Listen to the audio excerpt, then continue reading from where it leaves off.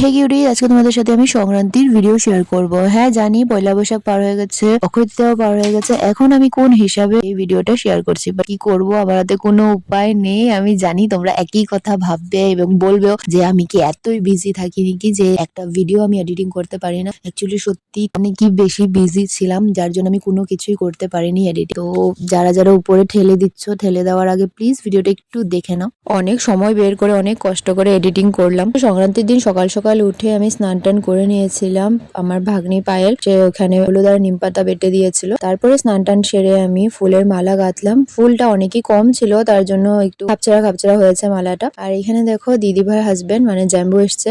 উনি সবজি কাটাতে আমাদের সবার হেল্প করছিল, আমিও সবজি কাটছিলাম। আর অভি এখানে টাইম পাস করছিল অ্যাজ ইউজুয়াল। এখানে সবাই মিলে যেটা আজকের দিনের নিয়ম খেতে লাগে, খই, চিড়া, দই, মুড়ি, কলা এইসব রেডি করছিল। দিদি ভাইও কলা চুলছিল। আর দেখো দিদি ভাই আর আমি সেম টাইপের কাফতান পরেছিলাম, মানে ডিজাইন আলাদা বাট কাফতানই পরেছিলাম। এরপরে এখানে সবাই একটু হাসি ধামালি করছিল। রান্না টান্না শেষ হওয়ার পর আমরা খেতে বসে গেলাম, যেখানে ছিল অবভিয়াসলি পাঁচন, নিরামিষ তরকারি, শাক আর আমের ডালও ছিল, যেটা আমি ভিডিওতে আনতে ভুলে গেছি। পাঁচনটা কিন্তু অ্যাকচুয়ালি অভিদের নিয়মে নেই, ওদের নিয়মে আম ডালটাই আছে। পাঁচনটা আছে দিদি ভাইদের নিয়মে আর আমার বাপের বাড়ির নিয়মে। যেহেতু সব ফ্যামিলি মিলে একসাথে এখানে খাবার দাবার করা হয়, তো সবকিছু এখানেই বানানো হয়। এরপরে আমরা রেডি টেডি হয়ে বের হয়ে গেলাম হলো চড়ক পূজা দেখার উদ্দেশ্যে। এবার আমরা ফার্স্ট টাইম যাব হলো দক্ষিণ লামডিং স্কুলের চড়ক পূজা দেখতে, কেননা সেইখানে আমি কখনো চড়ক পূজা দেখতে যাইনি। আর মা দেখো আগের থেকে উঠে গাড়িতে বসেছিল।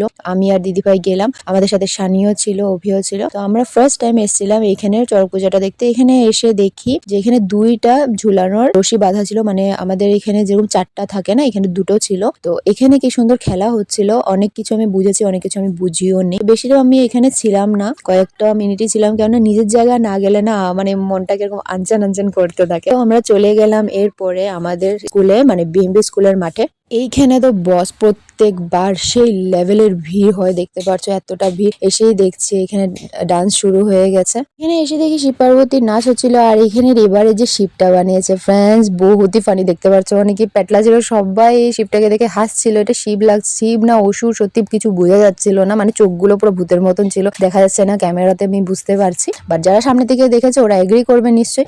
এরপরে শুরু হয়ে গেল মা কালীর দৌড় ঝাঁপ। এত ভাল লাগছিল না, মা কালীর চুলটা আমার এবার অনেকই বেশি ভালো লেগেছে। এত লম্বা, এত ঘন লাগছিল চুলটা। তো এটা আমার খুব ভালো লাগে প্রত্যেক বছর। আমরা একদম রাইট টাইমে এসেছি যে আমরা এসব সব দেখতে পারলাম। এরপর আস্তে আস্তে পায়েলের সাথেও দেখা হলো। পায়েল মানে এখানেই ছিল অনেক আগে থেকে, কিন্তু অন্য সাইডে গিয়ে দাঁড়িয়েছিল। তো পায়েল আমি ফোন করাতেও চলে আসলো, আমাদের সাথে জয়েন করলো। এরপরে লাস্ট যেটা যুগলবন্দি ডান্স, দুর্গা কালী শিব সবাই ছিল, ওই ডান্সটা শুরু হলো। ওটা আমরা দেখলাম, খুব এনজয় করলাম। সন্ধ্যা হয়ে যাচ্ছিল, সবকিছু শেষ করে আসল খেলা যেটা হলো চড়ক ঘুরানো, খুব সুন্দর দেখতে পাচ্ছ। এখানে চারটা আমাদের এখানে চড়কে মানুষ ঘুরতে পারে। আর এটা সত্যি ফ্রেন্ডস বাবা মহাদেবেরই কৃপা যে এতটা সরু একটা চামড়ার মধ্যে একটা শিক গাঁথানো থাকে, সেটাতে দড়ি বেঁধে এই ছেলেগুলো ঘুরে। ওই টাইমে সত্যি সত্যি বাবা মহাদেব ওদের উপর বিরাজমান হয়ে থাকে, যার জন্য এত রিস্ক থাকা সত্ত্বেও ওদের এতটুকু ক্ষতি হয় না। তো আমি এখানে লোদের প্রসাদ নিয়ে চলে গেলাম হলো আমাদের নেক্সট ডেস্টিনেশন, যেটা ছিল ব্রিকফিল্ড কলোনি শীতলা পূজা। হ্যাঁ ফ্রেন্ডস, এখানে খুব সুন্দরভাবে একটা মন্দির বানানো হচ্ছে, যেটা আমি প্রত্যেক বছরই আসি। তোমরা যারা যারা আমাকে